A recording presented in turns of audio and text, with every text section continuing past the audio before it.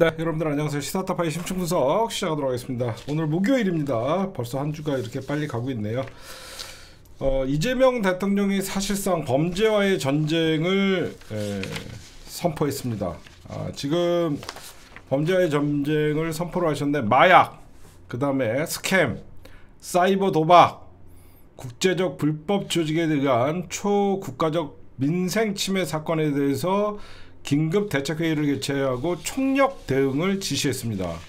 여러분들 알다시피 이런 마약이나 스캠이나 사이버 도박은 대부분 어디가 뒤에 배후로 연결되어 있냐면 조직폭력배들이요. 그쵸? 조직폭력배 또는 MG 조폭들. 그래서 사실상 초국가적 범죄 관계 부처가 초당적으로 협력해서 대응하라라고 얘기해서 이날 여러분들 이재명 대통령이 이재명 대통령이 이거 특별 대응 본부를 설치하라. 이거 진짜 범죄와의 전쟁이에요. 지금 국감 때문에 가려져 있는데 이건 이재명 대통령의 범죄와의 전쟁 선포예요. 특별 대응 본부를 설치하라 그랬는데 이 특별 대응 본부에 여러분들 지금 참여하는 데가 어디냐면요. 국가정보원, 국정원, 외교부, 법무부, 국무조정실, 금융위원회, 경찰청, 검찰청, 국세청, 관세청, 대통령실 모두가 이 회의에 참석을 했어요. 그러니까 여태까지는 뭐 검찰 중심으로 검찰이나 경찰 중심으로 범죄와의 전쟁이 아니라 초당적, 초국가적 범죄에 대해서는 총력 대응하라 그래서 국정원까지 들어왔어요. 국정원, 외교부, 법무부, 국무조정 하나의 그러니까 특별 대응팀을 만들었기 때문에 누군가에게는 바로 어떤 출국 정지나 이런 걸 시켜야 되면 법무부가 나서고 외교부에서 법무부에서 여권을 박탈해야 되면 바로 여권 박탈시키고 그 다음에 해외에 있는 자들은 국정원의 어떤 정보력이나 그런 걸로 국정원이 바로 체포할 수 있고 그 다음에 금융위원회 이런 쪽에서는 이런 불법 자금에 대해서는 바로 동결시킬 수 있고 검찰청 그다음 검찰청 뭐 마약 수사대 뭐 그 다음에 경찰청 그 다음에 국세청 이거는 사실상 이재명 대통령의 범죄와의 전쟁 선포다. 언론에서 다뤄주지 않고 있습니다. 대통령이 범죄와의 전쟁 선포한다라고 하면요 지지율이 많이 올라가요. 여러분들이 많이 홍보를 해주세요. 이제 그 보이스피싱뿐만 아니라 해외의 조직적인 그 불법 도박들 거기에 그 마약 이런 것까지 이재명 대통령이 민생을 침해하는 범죄에 대해서는 강력하게 대응하겠다라고 하면서 특별 대응 본부 설치를 주문했습니다. 이거 진짜 진작 했어야 되는데 지금도 늦지 않았습니다. 이제 진작 했어야 된다는 말은 제가 하고 나니까 실수 같네요. 이제 4개월 되셨어요. 그렇죠? 이제 4개월 되셨어요. 빨리 하는 거군요. 범죄와의 전쟁 4개월 만에 우리 이재명 대통령께서 지금 했다. 그 다음에 오늘 이재명 대통령이 열린 오늘 이런 발언들이 어디서 나온 거냐면 수석 보좌관 회의에서 나오는 거예요. 지금 수석 보좌관 회의에서 또 뭘 주문했냐면요. 사정기관이 여러분 사정기관이라고 하면 권력 집단이죠. 그러니까 검찰, 경찰, 국세청 이런 사정기관이 국가 질서를 어렵힌다. 이거 누구 얘기하는 거예요? 이재명 대통령이 직접 얘기했어요. 사정기관이 국가 질서를 어지럽힌다. 이거 쿠팡 사건 얘기하는 겁니다. 어미중 겨냥한 거예요. 검찰이 사건을 무혐의로 짜고 봐주고 이거는 이재명 대통령이 검찰 쿠팡 무혐의 냈던 것을 사정기관이 짜고 치고 그 200만 원밖에 안 되는 거 퇴직금 안 지급하려고 쿠팡에 그리고 문지석 검사 같은 사람들이 얘기했는데도 어미준이 저런 짓거리를 하는 걸 보면서 특히 대한민국의 질서를 유지해야 되는 이 사정기관들이 이 사정기관들 하면 뭐죠? 공직자들이에요. 검찰도 공직자들이잖아요. 이런 공직자들이 그 공적 권한을 지 마음대로 써서 오히려 사회 질서를 혼란스럽게 하고 지금 이런 것들을 자행되고 있다 보니까 그렇게 되면 어떻게 되면 사회 기강이 무너집니다. 사회 기강이 무너집니다. 오히려 사회 기강을 바로잡고 유지시키라고 했는데 검찰이 그 권한을 오남용하고 악용을 해서 기업의 편을 들고 노동자들에게 이런 불법적인 사건을 외압을 통해서 현직 검사가 쿠팡을 기소 의견으로 했는데도 무혐의를 준 거에 대해서 절대 이재명 대통령이 용납해서는 안 될 일이다라고 하면서 모든 공직자들은 이 점을 명확히 인지하고 최소한 지금 이 순간부터는 공적 권한을 남용하거나 그 공적 권한을 이용해 억울한 사람을 만들거나 사회 질서를 어지럽히는 일이 절대로 없도록 해주길 바란다 라고 하면서 이 검찰 새끼들한테 경고한 거예요. 응? 이날 쿠팡이라고 이재명 대통령 입에서 쿠팡이라고 언급을 하지는 않았지만 누구가 봐도 이거는 쿠팡 외압 수사의 의혹을 지금 겨냥한 발언이라고 얘기를 할 수밖에 없는 것이고, 문지석 부장검사가 지난 15일 국정감사에서 얘기했던 것들을 이재명 대통령이 제대로 짚어준 것이죠. 이 어미준이 어떤 놈이에요? 이재명 대통령이 대장동 백현동 특혜 개발 의혹을 사건을 수사한 검사 새끼예요. 그러니까 이재명 대통령 봐도 저렇게 사건 조작하고 저 새끼가 이재명 대통령 사건도 조작했던 사건 아닙니까? 그 다음에 이재명 대통령이 이거는 검사를 타겟으로 하는 거고, 두 번째는 뭐죠? 바로 이화영 전 평화부지사의 사건을 조작했던 박상용 검사를 지칭은 하지 않았지만 연어 술파티 회의 의혹에 대한 언급, 그러니까 지금 검찰들 국정감사, 법사위 국정감사 보니까 별 개판이고, 이 박상영 검사가 피의자를 회의를 했고, 아휴. 지금 이화영 부지사가 박검사실에서 술을 마신 적이 있다고 하지만 박상영이 끝까지 가짜뉴스라고 하죠. 그러니까 이재명 대통령이 니들 가만두지 않겠다는 거예요. 오히려 사회 질서를, 공공의 안녕과 질서를 무너뜨리는 이 검사들, 얘네들 오히려 사정기관, 국가질서 어렵히는 거 용납하지 않겠다는 겁니다. 굉장히 무서운 메시지예요. 잘하셨습니다. 이재명 대통령 범죄와의 전쟁 잘 말씀해 주셔서 고맙습니다. 그 다음에 지금 어미준 얘기하다가 나왔는데, 지금 오마이뉴스 단독에서 그리고 JTBC 한겨레에서 지금 오늘 여러분들 혹시 국감 보셨습니까? 문지석 검사 또 눈물 흘렸죠. 어미준이가 자기 청장실에 불러갖고 약 9분간 폭언을 했다. 그쵸? 약 9분간 자기한테 폭언을 했다. 지금 어미준 검사장 거짓말을 하고 있다. 자기 대검 과장에게 이 의혹을 전달했다고 10분간, 그러니까 문지석 검사가 대검에서 이렇게 수사 방해를 하고 외압을 행사하는데 대검에서 수사를 해주십시오라고 대검 과장에게 의견을 전달했더니 어미준이가 10분간 자기를 너 때문에 내가 그 승진도 못하고 뭐 이런 얘기들을 한 거예요. 지금 그 녹취가 지금 JTBC나 이런 것들이 나오고 있는데,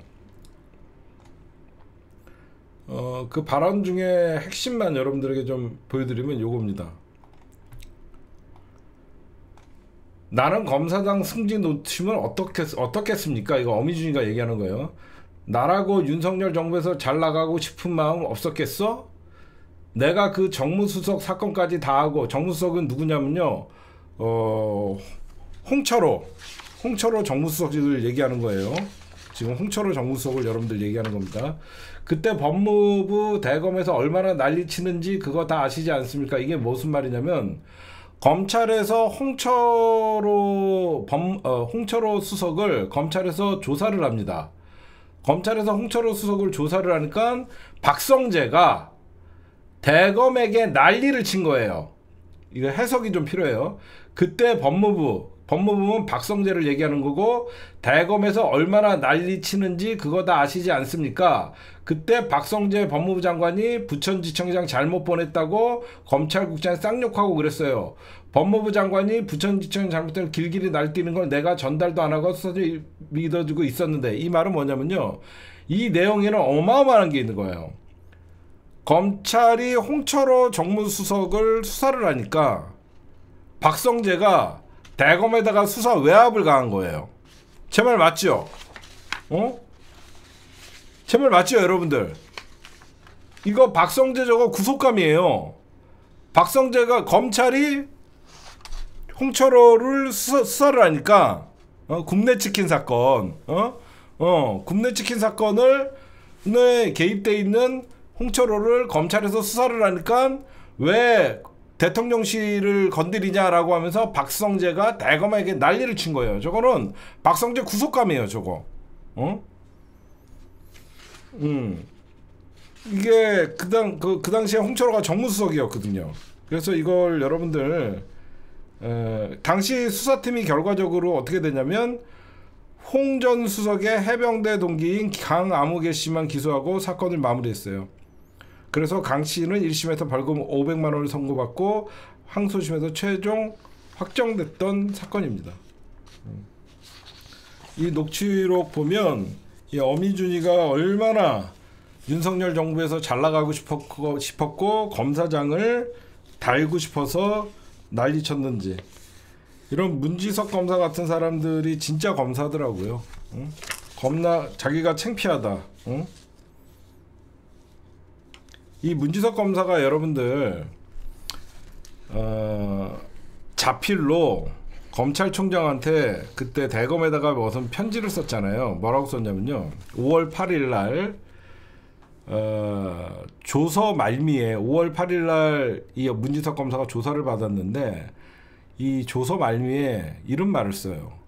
총장님, 검찰총장, 총장님 너무 억울해서 피를 토하고 죽고 싶은 심정입니다. 누가 이 사건에서 잘못했는지 낱낱이 밝혀달라고 적었는데 대검은 아무런 움직임이 없었습니다.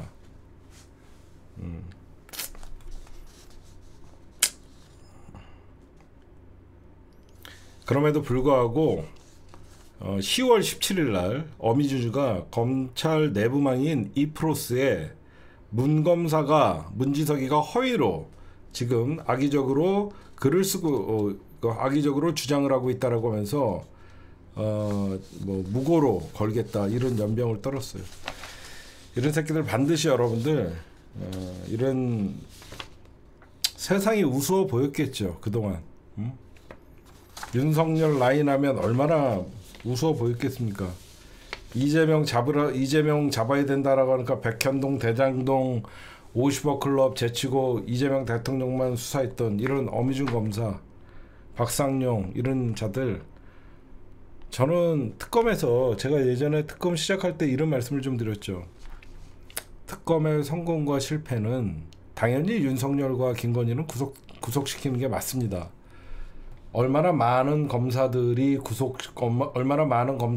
구속시킬 수 있냐가 저는 특검의 성패가 달린 일이라고 생각해요. 모든 윤석열과 김건희 이 검찰 독재 국가를 만드는데 이 대한민국의 친윤 검사들은 사실상 쿠데타 세력들이에요. 이놈들 잡아야 됩니다. 저는 꼭 진심으로 바랍니다. 그 다음에 오늘 이재명 대통령께서 여러분들 CNN과 여러분들 인터뷰를 했습니다. 이 인터뷰는요 오늘 공개가 됐지만 22일 날 녹화가 된 겁니다. 여러분들 알다시피 이재명 대통령이 CNN 기자와 이 장면이 CNN 기자가 대통령실 찾아와 갖고 27일 열리는 아시아태평양 경제협력체인 APEC 정상회담을 앞두고 주최국가인 이재명 대통령에게 인터뷰는 22일 날 저녁 용산에서 이 녹화가 된 게 오늘 공개가 됐습니다. 이 인터뷰에 제가 전반적으로 좀 살펴보니까요, 핵심은 이거예요. CNN이나 미국의 주요 언론들은 도란프한테 지금 굉장히 등졌죠. 도란프를 사람으로 안 봅니다. 미국의 CNN, 뭐 ABC, MBC 뭐 이런 데 있죠. 지금 트럼프를 사람 취급하지 않아요. 지금 현재. 그래서 이재명 대통령에게 속마음을 좀 듣고 싶어서 온 거예요. 그래서 먼저 인터뷰에서 지금 이런 얘기를 합니다. 지금 트럼프가 이번에 에이펙 정상회담에 참석을 하는데, 지금 이 참석하는 머무는 동안, 즉 트럼프가 대한민국에 머무는 동안 관세 협상이 마무리가 될 것 같습니까? 라고 이재명 대통령에게 물어요. 그러니까 이재명 대통령께서는 시간이 좀 더 걸릴 것 같다. 어제 제가 여러분들에게 이런 말씀을 드렸죠. 김용범 정책실장과 김정관 산자부 장관, 산업통상부 장관이 미국에 긴급하게 날아갔다는 것은 마지막으로 어떤 이재명 대통령의 메시지를 갖고 미국에게 갔다는 거죠. 그건 무슨 말이에요? 산업통상부 장관이랑 정책실장이 이재명 대통령의 메시지를 갖고 미국에 최종적으로 합의를 하러 날아갔는데, 미국에 지금 답이 없는 거예요. 뭔가를 이재명 대통령께서는 친애하는 도널드 트럼프 대통령, 저희 대한민국, 우리 대한민국에서는 이 조건에 대해서 최대한으로 협상을 하려고 노력하고 있지만 현실적으로 부딪히는 어려움이나 그런 거를 좀 고려해서 어떻게든 이재명 대통령의 입장을 굉장히 많이 나열했을 거 아니에요.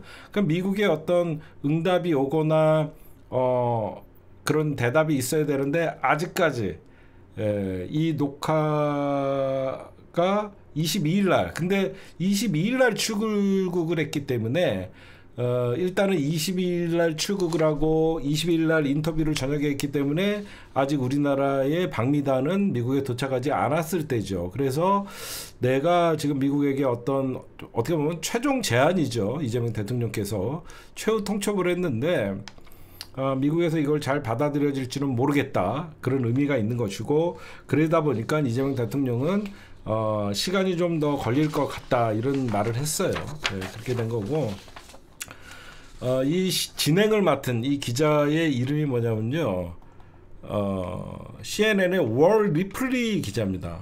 CNN의 월 리플리 기자인데, 이 기자가 CNN 월 리플리 기자인데, 굉장히 이재명 대통령에게 우리가 하고 싶었던 얘기를 합니다. 어떤 얘기를 하냐? 이번 협상은 미국의 수금, 페이데이라는 표현까지 쓰면서 이건 미국이 수금하는 거 아니냐. 미국 내 일부에서는 마피아식 갈취다, 또는 공갈에 가깝다라고 미국에서도 비판하고 있다. 그러면서 관세가 천정부지로 오를 수도 있는 상황에 어떤 입장이냐. 이 협상을 안 하면 관세는 대한민국 입장에서는 엄청나게 오를 수 있는데, 다시 한번 이재명 대통령의 의중은 어떠냐, 이걸 물어본 거예요. 미국에서도 이거는 트럼프가 전 세계를 상대로 공갈과 갈취와 마피아식 수금을 하고 있다, 이렇게 비판을 하거든요. 그랬더니 이재명 대통령이, 이 장면이 그겁니다.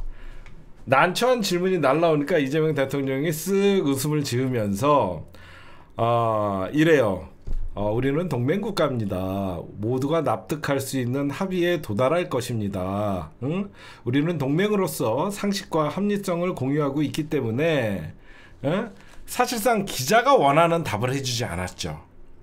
이 기자는 먼저 깔았죠. 여러분들 기자들은요, 먼저 미국의 정상적인 언론이나 미국의 어떤 그 상식적인 사람들이 볼 때는 이건 미국의 횡포다라고 얘기하면 떠본 거죠. 그러면 이재명 대통령이 저도 기자님의 질문에 상당 부분 동의한다. 이거는 투자의 규칙도 어긋난 잘못된 미국의 어떤 요구다, 이런 대답을 원한 거예요. 사실 저 기자는. 그렇죠? 저 기자는 사실상 자기가 먼저 자기네 나라 대통령을 비판을 해주면 당사국인 이재명 대통령께서 맞다, 이거는 사실 우리가 들어주기 힘든 것이다 라고 하면서 비판을 하면서도 그렇게 얘기하면 또 저 CNN 기자는 가장 그러니까 미국과의 가장 끈끈한 동맹국가인 대한민국에서도 이번 관세 협상에 대해서는 부정적인 시각을 갖고 있다, 이런 기사를 쓰고 싶었던 거죠, 저 CNN 기자는. 그렇죠? 그런데 이재명 대통령은 조심스럽게 피해간 거예요. 그러면서 이제 리플리 기자가 이런 자기의 속마음을 얘기해요. 이재명 대통령이 자기 조심스럽게 얘기하는 것은 그는 굉장히 똑똑하고 잘 트럼프를 이해하는 사람이다. 그래서 내가 어떤 그런 질문을 해도 이재명 대통령은 시원한 답변을 하지 않는다. 그게 무슨 말이냐? 이재명이라는 대통령은 트럼프가 마음만 먹으면 무엇이든지 진짜 실행을 할 수 있다라는 힘을 갖고 있다는 걸 알고 있다. 응? 그래서 지금 어떤 불편한 얘기나 이런 것들에 대해서는 조심스럽게 피해가는 것이다. 응? 그래서 이재명 대통령이 나의 질문에 시원한 대답을 하지 않은 것이다. 이렇게 얘기하는 것 같고, 그 다음에 이재명 대통령이 이런 농담을 했어요. 어떤 농담을 했냐면, 처음에 어떤 3,500억 달러를 미국에 투자하라라는 얘기가 나왔을 때 많은 사람들이 농담하거나 이게 스팸 메일인지 알았다는 거예요. 이재명 대통령께서는. 하지만 실제 제안이 들어오길래 놀라웠다. 이 정도까지만 얘기를 했고요.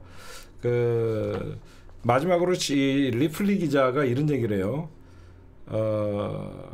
이재명 대통령은 지난 8월에도 한미 정상회담 때처럼 트럼프 대통령의 심기를 건드리지 않으려 조심스러운 태도를 유지했고, 다른 세계 정상들이 깨달은 바와 같은 트럼프 대통령에게는 보여지는 모습과 말이 전부이기 때문이다. 한마디로 가벼운 사람이라는 거예요.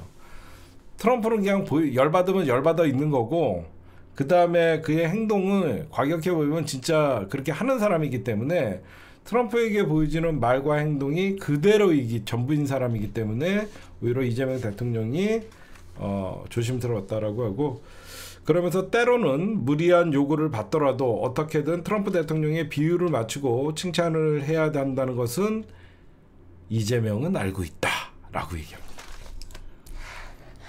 의미심장하죠. 때로는 트럼프가 무리한 요구를 하고 트럼프가 사실 과도한 대한민국의 요구를 하더라도 이재명 대통령은 트럼프를 칭찬해야 된다라는 걸 알고 있다라면서 이 인터뷰의 끝이 났습니다. 예. 그 다음에 이 기자가 나중에 이제 북미 정상회담의 가능성에 대해서 물어봅니다. 그랬더니 이재명 대통령께서 양 정상이 만나는 건 좋은 일이다. 응?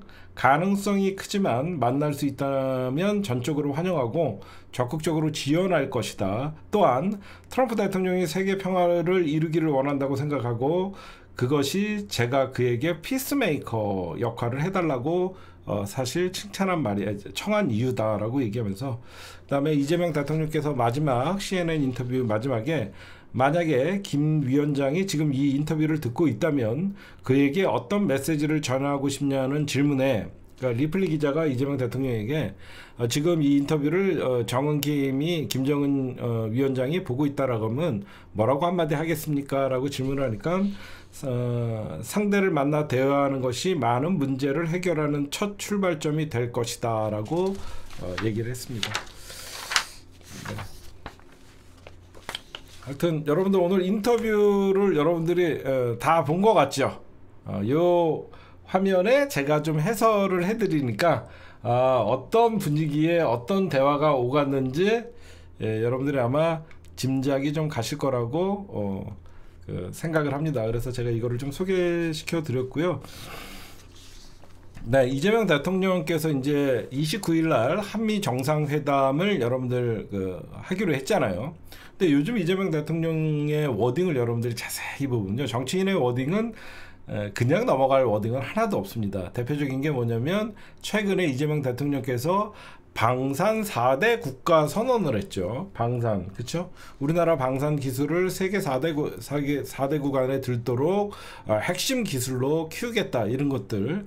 그 다음에 자주국방을 얘기하고, 방산과 자주국방을 강조하는 건 뭐냐면요, 분명히 29일 날 우리가 관세 협상이나 경제 협상도 있지만 결국은 안보 협상에 중요한 것도 방위비 분담금이나 한미 여러 가지 안보 협정 같은 게 걸려 있잖아요. 그러면 우리나라는 언제든지 안보 분야나 합의 발표 전에 대한민국도 자주국방과 방산의 강대국이다라는 걸 인식을 준다 그러면 어떻게 미국에게 의존하는 그런 나라가 아니라는 이미지도 굉장히 중요하잖아요, 여러분들. 그렇죠? 그러니까 여러분들이 좀 보실 수 있을 겁니다. 우리나라가 여러분들 예전같이 뭐 안보는 미국의 바지가랑이만 잡고 있을 수 있는 그런 나라가 아니다. 우리는 방산을 전 세계 4대국이고 무기를 생산하는 4대국이고 오히려 우리가 스스로 자주국방을 해도 넘치는 나라다. 이걸 좀 보여주기 위해서 안보협상에서도 끌려가지는 않겠다는 의지가 있다라고 여러분들이 보시면 될 것 같습니다. 그래서 저는 오늘 리플리 CNN 기자와 이재명 대통령께서 말한 것 중에 가장 저는 마음에 드는 거는 이재명 대통령이 어렵지만 서두르지 않는구나. 그렇죠? 이재명 대통령께서 굉장히 힘든 관세 협상이지만 아펙 정상회담에서 협상이 마무리되지 않을 그러니까 마무리해야 된다는 이런 강박관념이나 그 시간에 어떤 쫓기지 않고 국익을 위해서 지금 시간이 걸리더라도 하고 계시는구나, 이런 생각을 하면서 저는 이건 최대한 우리 이재명 대통령이 현명하게 하실 거라고 저는 생각합니다. 네, 이제 여러분들 우리 그 에이펙 정상회담 7일 남았습니다. 이거 굉장히 중요한 회담이에요. 우리 국정감사도 중요하지만요. 사실상 이제 10월 말이면 국정감사가 거의 끝나는 기간이고 이제는 대통령의 시간이 돌아오는 겁니다. 이 대통령의 시간이 돌아오게 되면요, 전 세계의 이목이 집중되는 것이고요. 첫 번째, 미중 정상회담이 이 에이펙 정상회담에서 가장 큰 이벤트가 되겠죠.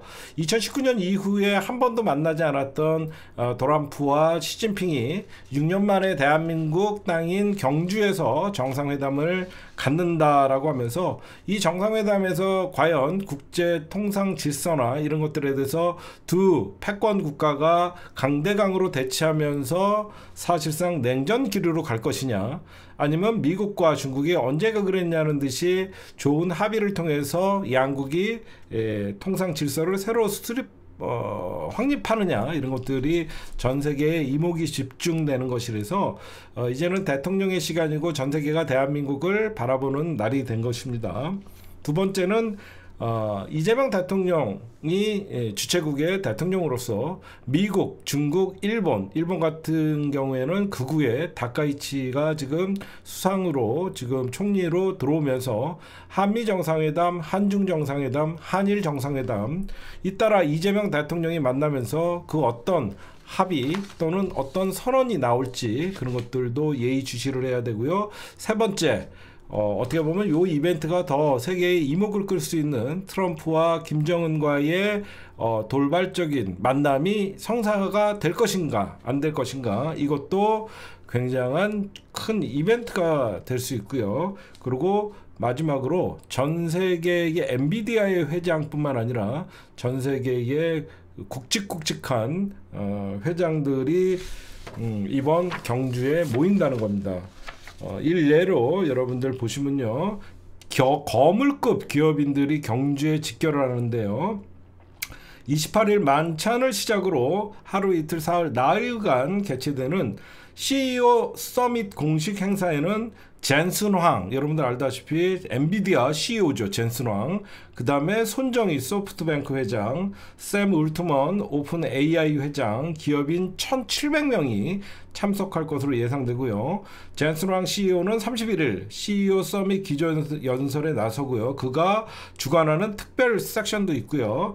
20개 세션으로 구성된 서밋에는 글로벌 기업인 70여 명이 연사로 나서고요. 대한민국에서는 삼성전자의 이재용 회장, SK의 최태원 회장 겸 대한상공회의소 회장 등 기업 총수도 총출동합니다. 나 이러면 안 되는데 이재용이 요즘 이뻐지고 있어요. 큰일입니다. 이러면 안 되는데 이재용이 이뻐요. 하여튼 예전엔 저는 대기업들, 저는 재벌 해체를 외치던 사람이거든요. 전 예전부터 재벌 해체를 외치던 사람인데 요즘 재벌 회장들이 너무 이뻐요. 하는 짓들이. 큰일입니다. 저는 그냥 이 아스팔트에서 재벌 해체를 외치고 노동자가 주인이 되는 세상을 외쳐야 되는데 점점 주가도 올라가고 지금 여러분들 우리나라 주가가 3,800포인트 넘어가는데 가장 큰 기여를 한 게 어디냐면요. SK와 삼성이에요. 지금 SK 하이닉스 반도체의 주식이 거의 50만 원 가까이 되고 지금 삼성전자의 주가가 거의 10만 전자를 눈앞에 두고 있어요. 왜 갑자기 반도체가 불티나게 팔리냐면요. AI 때문에 그러는 겁니다.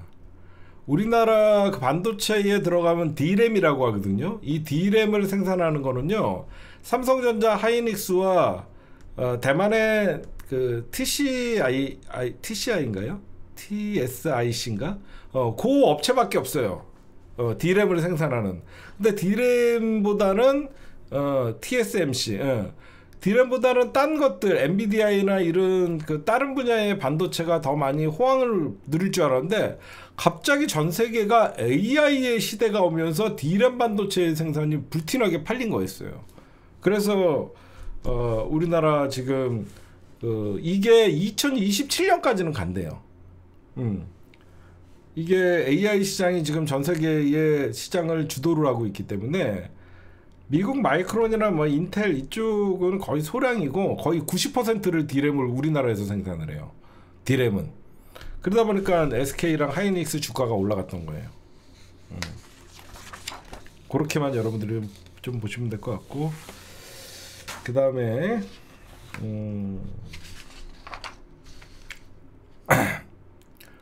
우리 선한 영양영님 누구시죠? 다 좋은데 여러분들 저는 또 이제 좌파잖아요. 좀 그래도 그쵸? 좀 좌파입니다. 내가 아무리 이재용이 이뻐 보이고 최태원이 이뻐 보이고 그래도 나는 좌파예요. 쟤네들이 볼 땐.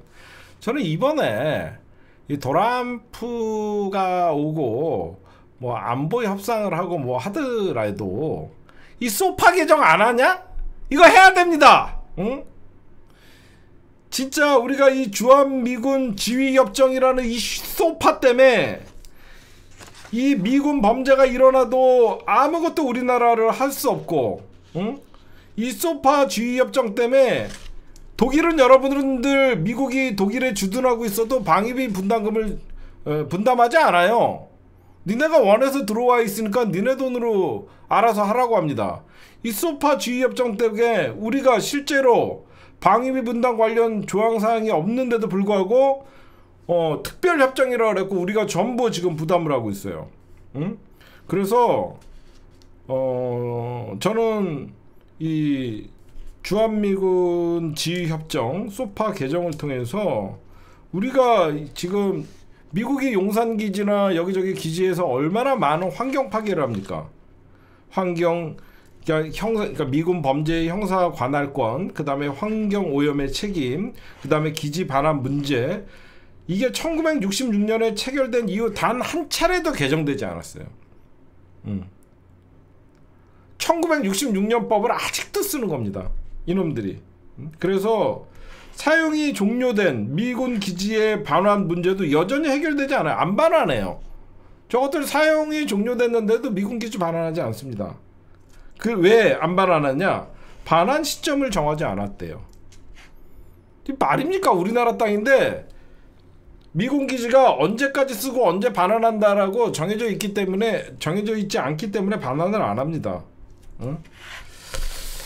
저는 이 소파 협정, 전 세계에서 가장 불평등한 협정이 미군 지휘 협정이에요. 이것 좀 했으면 좋겠어요. 네. 그 다음에 요거 하고 오세훈 얘기로 넘어갈게요. 예, 요즘 국힘당이나 이쪽 애들 보면 정신 나간 애들이 좀 있죠. 어제는 김민수가 우리나라의 주가가 좀 많이 올라간다고 하니까 중국 애들이 투자하고 있다 얘기를 합니다. 저는 하나 묻고 싶어요, 여러분들. 중국은 외국이 아닙니까? 여러분들에게 질문할게요. 중국은 외국입니까? 우리나라입니까? 외국이잖아요. 그렇죠? 그럼 맨날 우리나라가요. 어디 나가갖고요. MOU를 체결해갖고 우리나라에 투자하기로 했다라고 하면서 막 성과로 얘기해요. 설사 아니 중국인들이 중국 돈으로 우리나라 주식을 사면 그게 나쁜 건가요? 나 하나 물어보자고요. 중국인들이 우리나라 주식에 관심을 갖고 주식을 사주면 그거 좋은 거 아니에요? 응? 당연히 외국 투자금이 우리나라에 들어오면 그거 좋은 거잖아요. 그런 일도 없지만, 이 정신 나간 김민수 같은 애들이 어제 약을 먹더니 최근에는 전환길이가 미쳤습니다. 이재명 대통령의 비자금이 1조래요. 1조. 그리고 혼외자 얘기를 하면서 전환길이 아마 제가 볼 때는 곧 은팔찌 찰 것 같습니다. 조만간 전환길이는 이거는 굉장한 허위사실 유포이에요. 김현지 1부속실장의 자식이 이재명 대통령의 자식이다. 비자금이 1조다. 얘는 콩밥 좀 오래 먹어야지 정신 차릴 놈들. 요즘 정권 바뀌니까 미친놈들이 더 미쳐 날뛰는 것 같아요. 이런 애들은 몽둥이가 약인데, 이럴 때 제가 하고 싶은 얘기가 있습니다. 내가 대통령이었으면 지금 계엄령을 선포한다. 나는 성공할 것이다. 저런 새끼들은 몽둥이가 약이다. 정신 못 차린 놈들 너무 많아요. 그 다음에 잡년 얘기 좀 할게요. 어제 여러분들 제가 죄송하지만 방송하다가 유일하게 욕을 하는 게 이렇게 잡년 나오면 제가 흥분을 가라앉히지 못해요. 지금 아시다시피 오늘 주진우 기자가 사진을 하나 또 공개를 했죠.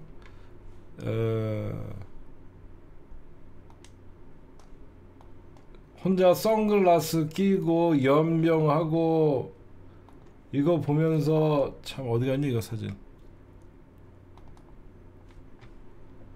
사진 어디 갔어? 이 천박한 여기 한번 보세요.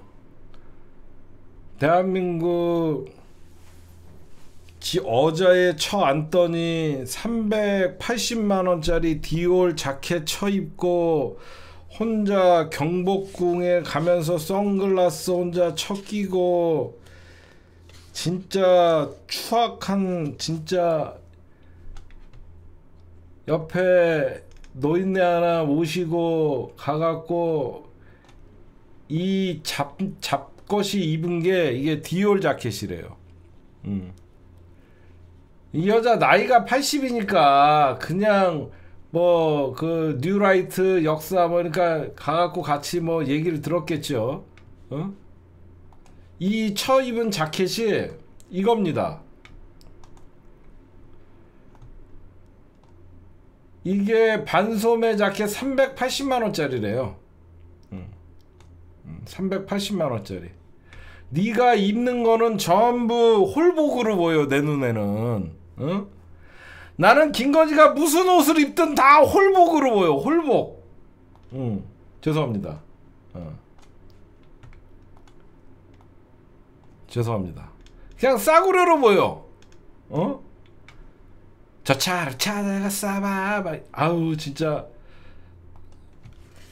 열받아갖고 이지랄 떨고 아유 진짜 이거 홀복이지 뭐야.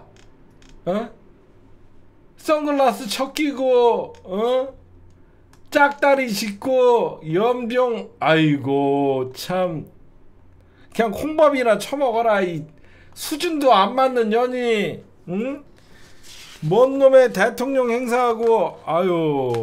아이고 진짜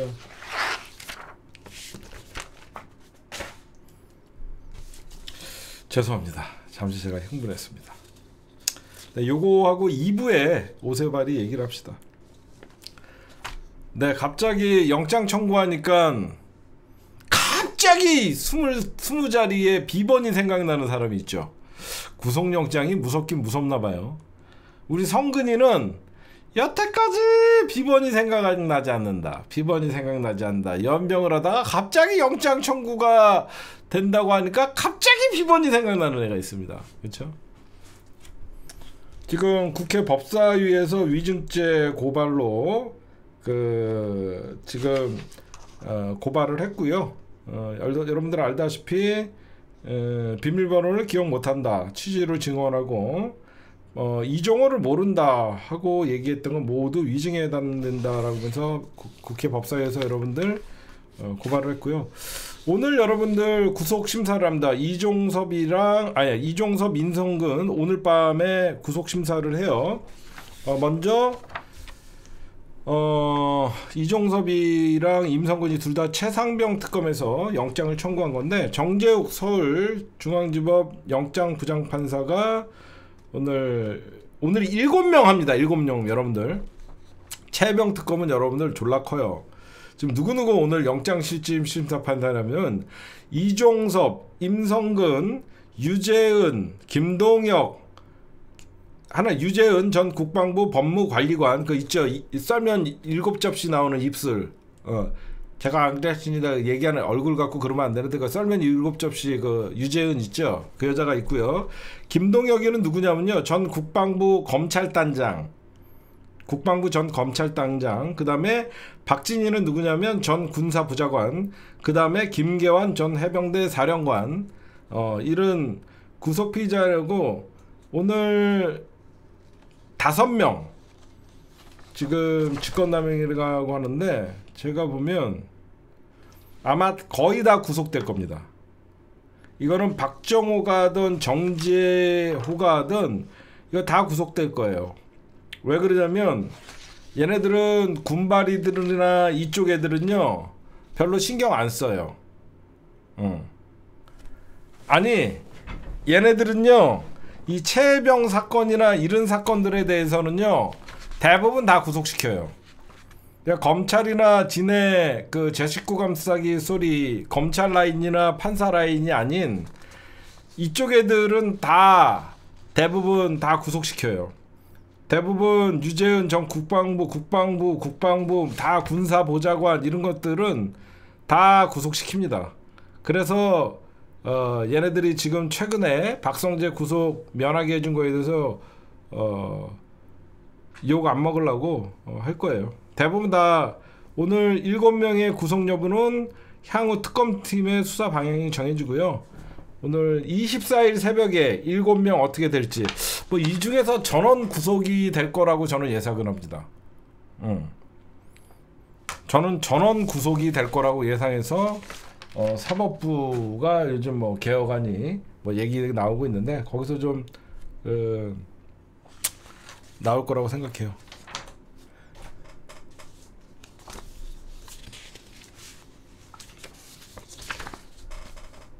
네, 오늘의 주요 뉴스였습니다.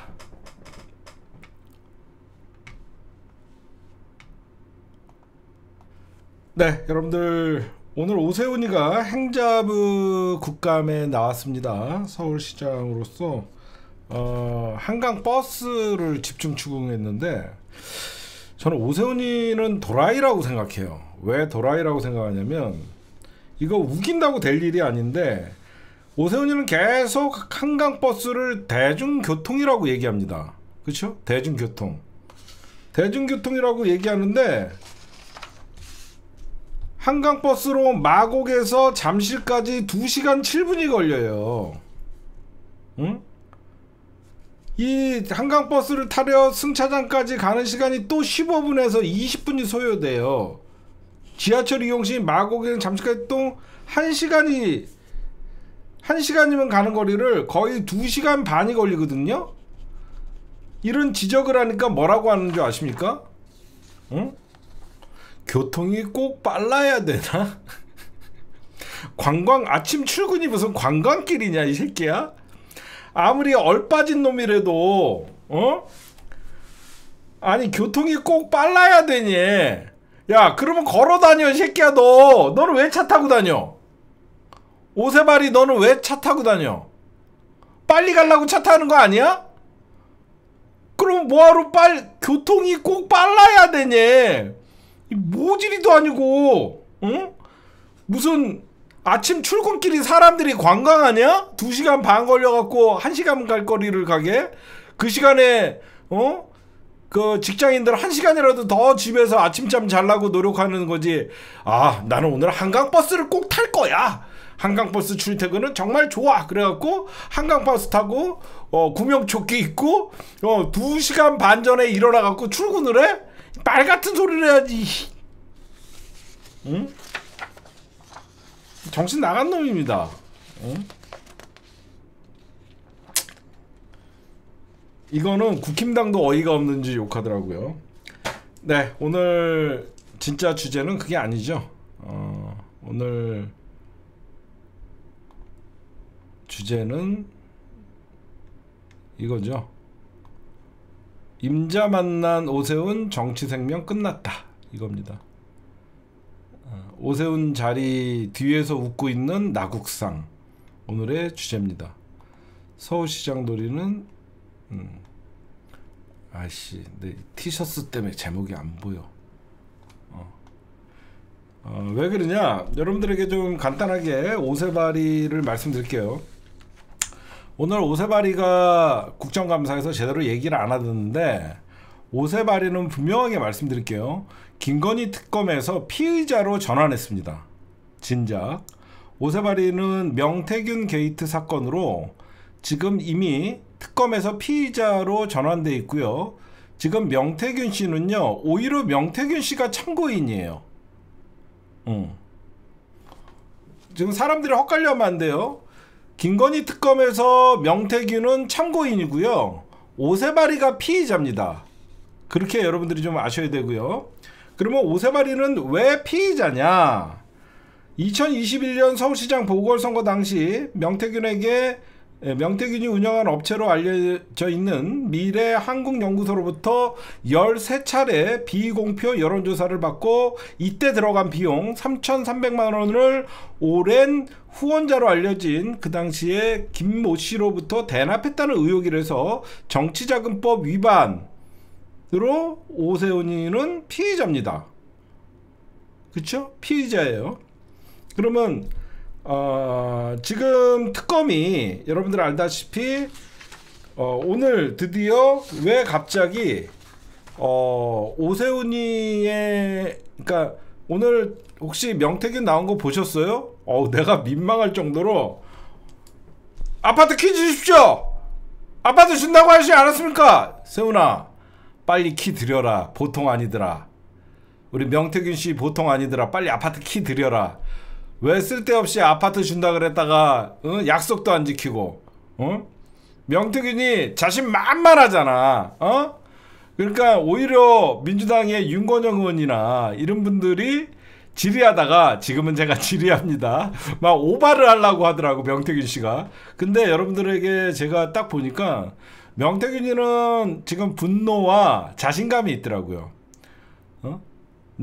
내가 처벌받더라도 너희들, 한마디로 나를 배신한 놈들은 가만두지 않겠다라는 얘기들이 나오고 있는 것 같아요. 그래서 조만간 여러분들, 오세훈이는 현재 피의자로 여러분들 특검에서 들어와 있기 때문에, 오세훈이는 결국 특검에서 영장을 청구하게 되면요, 오세훈이는 사실상 정치생명 끝나는 겁니다. 정치자금법 위반을 했기 때문에. 그러면 피선거권 박탈되고 오세훈이는 사실상 끝난 거예요. 그렇게 보시면 될 것 같고, 여러분들에게 좋은 소식을 하나 알려드리면요, 지금 여러분들 김건희 특검이요, 수사기간 얼마 남겨놨죠? 12월까지라고 했죠. 지금 김건희 특검에서 이제 수사기간을 한 2달 정도 남겨놨어요. 근데 여태까지 여러분들이 하나, 왜 오세훈 수사 안 하냐? 왜 최은순 가족 수사 안 하냐? 왜 김진우 수사 안 하냐? 그런 의문들이 좀 많고 분노가 있었죠. 지금 특검이 수사 인력이 굉장히 딸렸다고 합니다. 그래서 여러분들 알다시피 이번에 새로운 특검법이 통과가 됐죠. 그 새로운 특검법에는 특검보 2명을 더 추가로 파견을 하고 검사들을 추가로 투입하는 거가 법으로 통과됐잖아요. 그래서 이번에 오세훈 서울시장을, 이번에 김건희 일가랑 오세훈 서울시장을요, 조만간 새 특검보 임명에 맞춰서 검사 파견 및 다시 수사를 재편한다는 거예요. 무슨 말씀인지 아시겠죠? 우리가 저번에 새로운 특검법 통과될 때 기존에 있던 내란 특검은 특검보가 6명이었지만 김건희 특검은 특검보가 4명이었단 말이에요. 4명이었는데 지금 뭐 8개인가 나눠서 1팀, 2팀, 3팀, 4팀, 5팀 이런 식으로 진행을 했거든요. 그래서 이번에 새로운 특검보 2명이 딱 가게 되면요. 11월 4일 날 김건희의 애미 최은순 그 다음에 김진우에 대한 소환 조사를 실시가 될 예정이에요. 그러니까 이제 보강이 되죠. 조만간 새 특검보가 이제 다들 들어오니까. 그 다음에 지금 오세훈 사건은 새 특검보와 새 검사들에게 맡기는 겁니다. 이제 아시겠죠? 그래서 우리가 여태까지 왜 오세훈이 수사 안 하냐. 그래서 명태균 게이트 사건 자체를 새 특검보와 새 수사팀이 이어받아 갖고 지금 수사를 하는 건데 지금 대질신문을 합니다. 언제 대질신문을 하냐.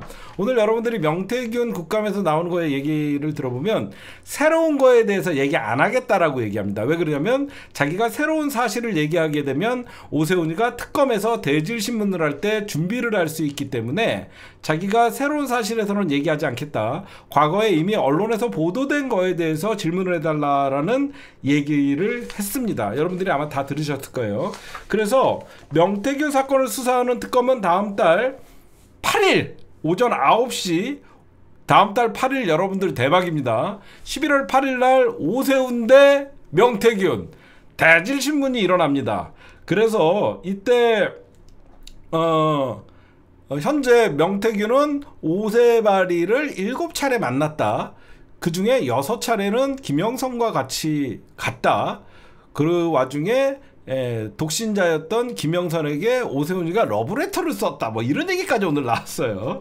그래서 지금 정치자금법 위반 혐의가 있는 피의자로 입건된 오세훈이고요. 그 다음에 명태균이는 현재 참고인 신분입니다. 그래서 오세훈에 대한 소환조사는 특검팀 출범 이후 처음입니다. 여러분들 알다시피 특검 출범 이후 오세훈 소환 처음 하는 건데 오세훈이가 지난 5월에 윤석열 정부였을 때 그 당시에 창원지검의 사건을 서울중앙지검으로 올렸잖아요. 그때 서울중앙지검에서 한 차례 피의자로 조사를 받은 적은 있어요. 근데 그 이후에 깜깜무소식이었잖아요. 그래서 새로운 특검보 2명이 새롭게 업무를 시작하는 다음 주부터 수사팀이 모두가 재편된다고 밝혔습니다. 이게 무슨 말이냐면 최근에 뉴스타파에서 관련자들이 관련 사건을 수사한다라고 질타를 했던 거 여러분들 보셨어요? 뉴스타파에서 어떤 사건 누가 검사들이 수사하나 했더니 여러분들 기가 찼잖아요. 이게 말이 돼? 라고 하면서 전 국민적 우리가 정치를 조금 아시는 분들은 엄청난 분노를 쏟을 수밖에 없었잖아요. 그래서 특검팀이 이 지적을 받고 수사팀 재편을 한다는 거예요. 과거에 이 사건에 연루돼 있던 검사들은 다른 사건을 맡게 하고 이 사건과 전혀 관계가 없는 사람들이 이 사건에 투입된다는 겁니다. 그러니까 여러분들도 특검에 불안한 감이 없지 않아 있었는데 그 뉴스타파의 기사 이후부터 이번에 새로운 특검보 2명이 들어가고 새로운 검사들이 파견될 때 관련 사건과 관계 없는 사람들이 들어간다라고 여러분들이 얘기가 나오고 있다라고 보시면 될 것 같고 다음 달 11월 8일 날 드디어 오전 9시부터 명태균과 오세훈 세훈아 명태균이 벼르고 있더라. 야 임자 만났더라. 오세훈이 오늘 입도 뻥끗 못하더라. 응? 오세훈 시장 왜 대답을 안 하십니까? 저자는 거짓말을 잘하는 사람이기 때문에 제가 굳이 대답할 이유는 없다고 생각합니다. 좀 비슷했어요? 예. 제가 오세훈입니다. 명태균 씨는 저를 사실 스토킹하는 범죄자입니다. 뭐 이렇게 얘기를 하면서 그래서 오늘 입도 뻥끗 못하더라고. 그래서 오세훈 어떻게 되나 보라. 명태균 일갈에 오세훈 거짓에 저분은 굉장히 거짓에 능한 사람입니다. 뭐 이렇게 얘기를 했는데 오늘 재밌어집니다. 여러분들 왜 국힘당이 오늘 조용히 있는지 아세요? 왜 국힘당 의원들이 오늘 입국 다물고 명태균이 떠들 때 명태균 자극 안 했는 줄 아세요? 그걸 알아야지 여러분들이 정치 구단이지. 왜 그랬을까? 왜 할 말이 없는 게 아니지. 뭐 검찰 개혁할 때는 뭐 할 말이 있어서 방해하나? 아니. 명태균을 건드렸다가 그 불똥이 어디까지 튈지 모르니까. 명태균 말에 의하면 나한테 도움 안 받은 놈이 어딨냐라고 하잖아. 지금 국힘당 애들이 명태균 자극했다가 이 새끼들 너도 조용히 해. 너 누구랑 연관돼 갖고 너 나한테 도움 받았어 하면 이럴까봐. 그치? 그러니까 굳이 명태균이 난리쳐도 오늘 갑자기 국힘당 애들이 조용하잖아. 지금 타겟이 오세훈이니까 오세훈만 걸고 넘어져라. 괜히 자극했다가는 뭐 여기저기서 다 나오게 되면 쑥대 봤다니까 오늘 그렇게 됐다라고 여러분들 말씀드리고, 마지막으로 제가 오세훈 씨에게 저기 하나 충고 좀 드릴게요. 저는 지금이라도 명태균 씨에게 아파트 키를 줄 용의가 있습니다. 제가 울면서 나경원 이기는 여론조사를 부탁한 것은 사실입니다 라고 자백하십시오. 그리고 키 줘 새끼야. 남자 새끼가 아파트 주기로 했으면 줘야지. 줬으면 이런 일 없잖아. 김건희가 그러고 보면 난년이야. 니들은 공짜로 하니까 문제가 생기잖아. 김건희가 그런 얘기도 했었거든. 너 공짜로 하려고, 공짜로 얻어 처먹으려고 하니까 문제가 생기잖아. 아파트 주십시오. 그 부분에 대해서는 제가 다시 한번 생각을 해봐서 제 아파트 어떤 거를 처분해서 명태균 씨에게 줄 건지 다시 한번 생각해 보도록 하겠습니다. 저분은 원래 거짓말을 잘 하시는 분입니다. 이지랄 떨더라고. 그 다음 다시 한번 여러분들에게 좀 안내 말씀드리겠지만, 내일 낮 1시에 이태원 참사 유가족분들과 내일 이태원 참사 유가족 변호사분을 모시고 저희가 이태원 참사 3주기 특별 생방송을 내일 낮 1시에 합니다. 여러분들 좀 많은 관심을 가져주시고요. 내일 낮 1시에 시사타파 TV 여러분들 많이 시청을 좀 해갖고 우리 유가족들에게 좀 힘을 좀 실어주시기 바랍니다.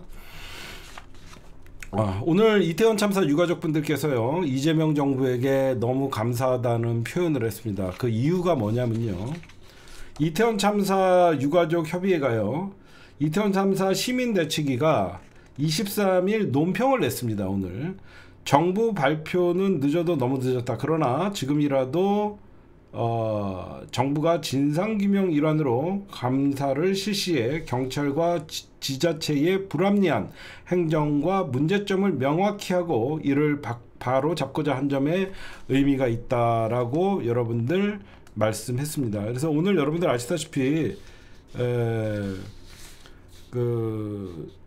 오늘 발표를 했어요.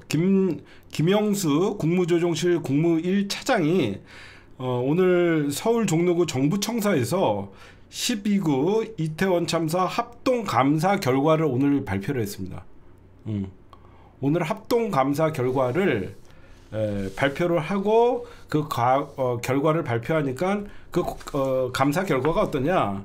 용산 경비하다가 못 막은 참사다. 국가가 이태원 참사는 용산 경비하다가 못 막은 참사다라고 하면서 이런 정부가 책임이 있다라는 얘기를 했습니다. 그래서 유가족들이 정부에 감사하다 이런 얘기를 했고요.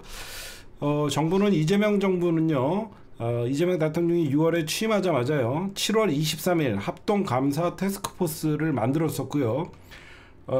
오늘 10월 23일 감사 결과를 발표했고요.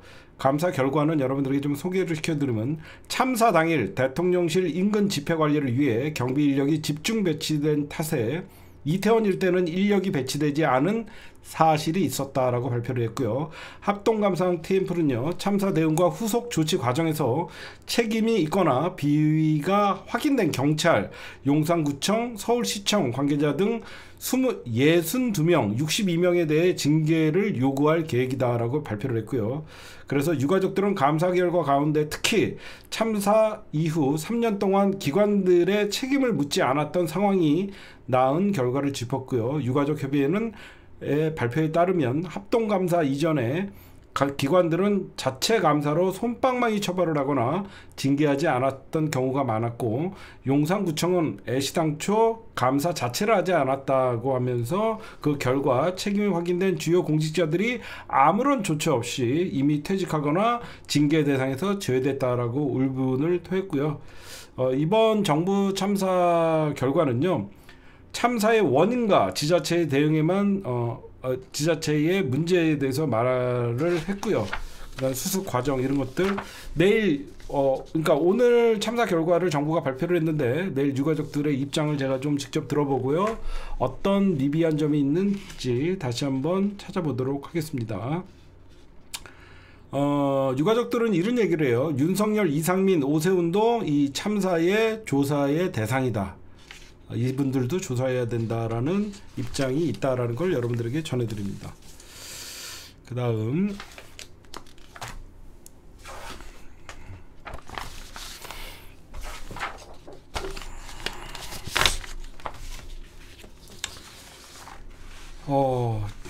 지금부터는 제 소신을 얘기할 건데 여러분들과 좀 부딪힐 수가 있어요. 욕을 먹을 수도 있습니다. 근데 제가 좀 얘기할게요.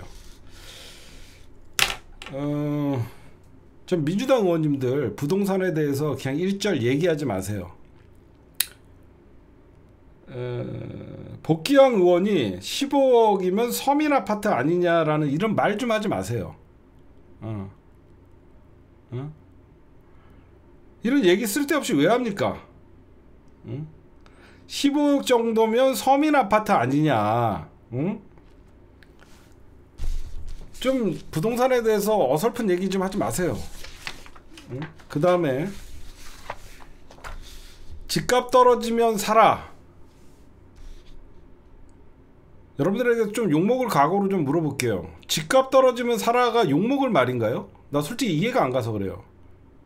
이 이상경 차관이 부인이 갭 투자를 해서 욕을 먹는다고 하면 이해가 가지만 집값 떨어지면 사라는 말이 왜 욕을 먹어야 되는 거죠? 난 솔직히 이해가 잘 안 가서 그래요. 근데 집값이 떨어지지 않아서 욕을 먹는 건가요? 진짜 몰라서 물어보는 거예요, 제가.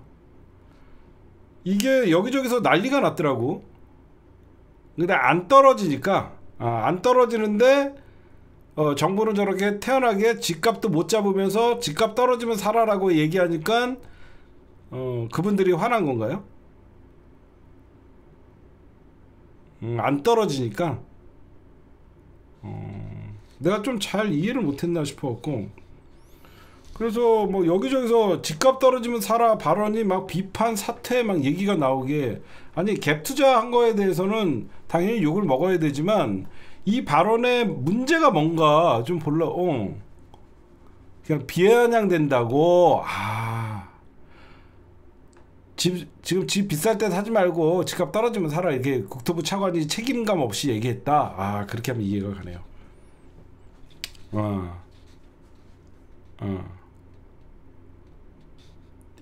이제 이해가 가네요. 그것도 국토부 1차관이 집값 떨어지면 사라, 이게 굉장히 집값은 오르고 있는데 떨어지면 사라고 하니까 무책임하다. 우리 같은 평범한 사람이 집값 떨어지면 사라라고 하면 이해가 가는데, 이런 국토부 1차관이 이런 얘기를 하니까 문제가 있어 보일 수 있겠네. 이제 이해가 됐습니다. 저거는 심각한 문제가 있을 수도 있겠네요. 그 주무 차관이, 그쵸?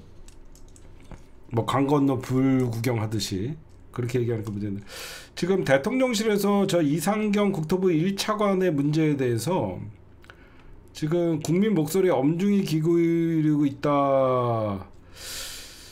제가 볼 때는 어떻게 될지 모르겠어요. 이거 대통령실에서 기울이고 있다. 그 다음에 이 문제에 대해서 좀 다뤄보고 싶어요. 최민희 의원님이 지금 집중적으로 공격을 받고 이러고 있는데, 전 솔직하게 얘기할게요. 최민희 의원님 좀 적당히 했으면 좋겠어요. 여러분들에게 욕을 먹어도 제가 좀 얘기를 해야 되는 게, 최민희 의원님이 무슨 얘기를 하는지 알아요. 과방위 그 국감에서 그 당시에 박정훈 의원이랑 민주당의 김영우 의원이랑 그 싸운 걸 갖고 뭐 고성 오가는 난장판이었다라고 얘기하니까 양비론을 주장했다라고 하면서 MBC 보도국장을 불러서 이게 왜 양비론이냐, 국힘당이 잘못했는데 왜 이걸 똑같이 비판하냐. 최민희 의원님 말이 맞죠? 그렇죠? 최민희 의원님 말이 맞아요. 왜 이걸 언론이 양비론으로 이거를 보도를 하냐라고 하면서 MBC 보도국장에 따져 묻다가 MBC 보도국장이 개별 기사에 대해서는 논하지 않는다라고 하니까 MBC 보도국장을 퇴장을 시켰어요. 저는 이건 굉장히 부적절한 거라고 생각해요. 최민희 의원님이 무슨 의도로 왜 과방위에서 싸움이 일어났는지 원인과 분석을 해서 누구에게 책임이 있는지 이런 기사를 원했는데 MBC 보도국장은 MBC의 그 기사는 과방위 소란, 난장판 이런 식으로 하면서 양 정당이 문제가 있었다는 식으로 보도를 한 거에 대해서 최민희 과방위원장이 MBC 보도국장을 불러다가 비판을 한 거잖아요. 퇴장을 시켰어요. 저는 이거는 좀 잘못됐다고 생각하는 게 최민희 의원님이 무슨 얘기를 하는지도 알아요. 그리고 딴 언론사도 아니고 적어도 MBC 보도본부장을 퇴장시키는 건 좀 저는 잘못했다고 생각해요. 아니 조선일보나 아니 TV조선이나 채널A나 뭐 이러면 말 같지도 않은 방송에다 퇴장시켰다 그러면 난 이해를 하는데 적어도 MBC가 여태까지 어떻게 보면 날리면부터 해갖고 특히 MBC 보도본부장은 지금 언론 노조에 가입된 사람이거든요. 저는 이것도 좀 문제가 있었지만 그 이후에 계속 끝까지 가겠다. 한국기자협회는 언론 침해다라고 하면서 MBC 퇴장 논란을 확산시키고 있는데 그러면서 최민희 의원이 친국힘 MBC 나가라. MBC가 친국힘은 아니잖아. 난 최민희 의원님과 개인적 친분도 있고 잘 알지만 이런 식으로 자꾸 적을 만들면 안 돼요. 응? 최민희 의원님은 MBC가 양비론으로 국힘을 편들었다. 그거에는 저는 동의할 수는 없어요. 그나마 대한민국에서 MBC가 그나마 저는 중심을 잡고 있다고 생각하는데 저는 최민희 의원님이 이 정도 되면 그냥 유감이었다. 응? 라고 수습을 하고 언론을 적으로 지금 특히 딴 언론사도 아니고 MBC랑 이거 끝까지 응? 가면 결국은 과방위에서 언론개혁을 추진해야 되는데 좀 말을 좀 자제했으면 좋겠어요. 지금 최민희 의원님이 계속 공격을 당하니까 진보와 극우 보수들이 대동단결해서 자기를 공격한대요. 최민희 의원님 말은 뭔지 알고 당연히 우리가 봐도 국감에서 국힘당이 깽판치고 민주당은 그거에 대해서 따지고 그러다 보니까 소란스럽고 정회사태가 일어나고 다 알아요. 그런데 과방위원장이 MBC 보도본부장을 퇴장시키고 그 이후에 여러 가지 의혹들이 제기당하고 딴 자녀분의 어떤 결혼식 문제나 이런 것들도 사실 양자 역학을 공부하다가 나는 그냥 말 안 했으면 좋겠어요. 응? 양자 역학을 공부하다가 뭐 까먹었다. 저는 솔직히 이해가 가지 않습니다. 응?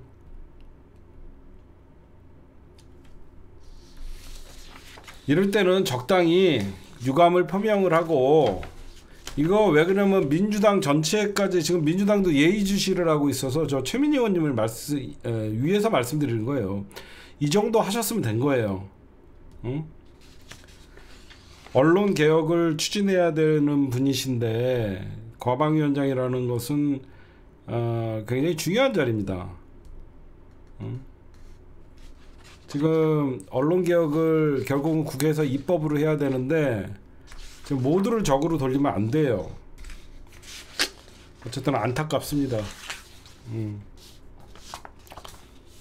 좀 안타까워서 제 입장을 좀 말씀드린 거예요. 최민희 의원님이 무슨 얘기하려는지는 충분히 이해가 가요.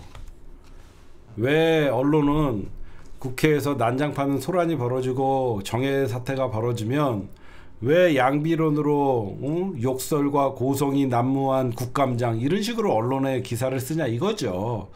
최민희 의원님 지적이 천번 만번 맞죠. 그렇지만 과방위원장이 MBC 보도본부장에게 친국힘 보도다라고 이런 얘기를 하거나 퇴장시키는 일은 사실상 저는 잘못이라고 생각합니다. 저는 개인적으로는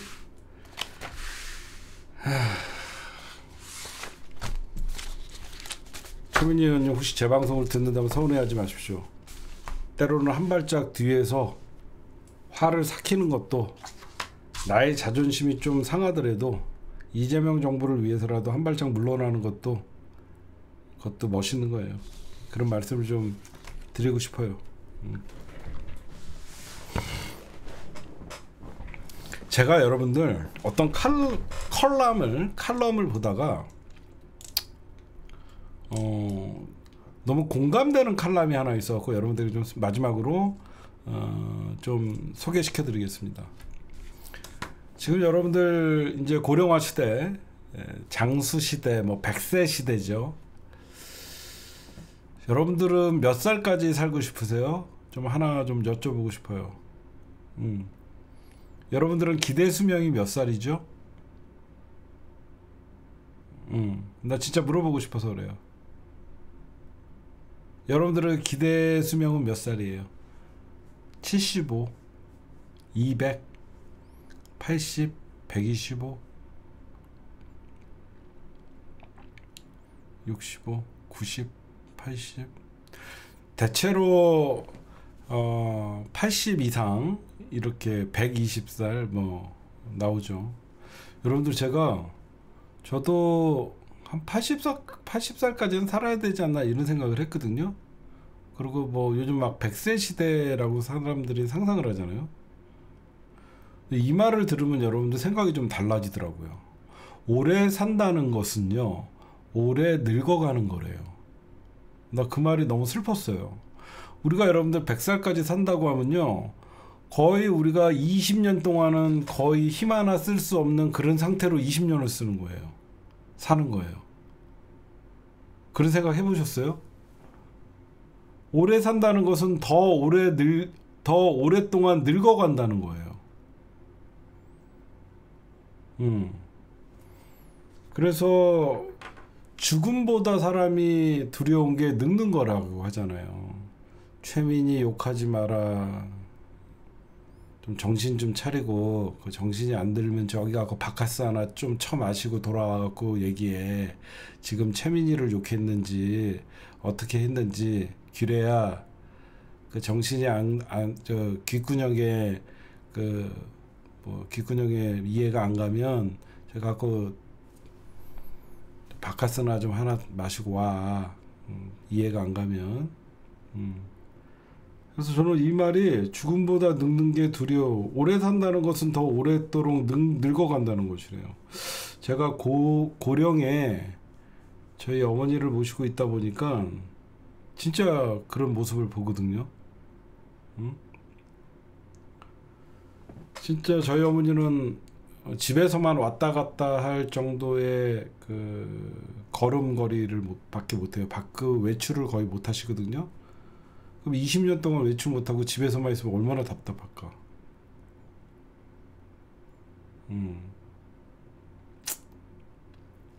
그래서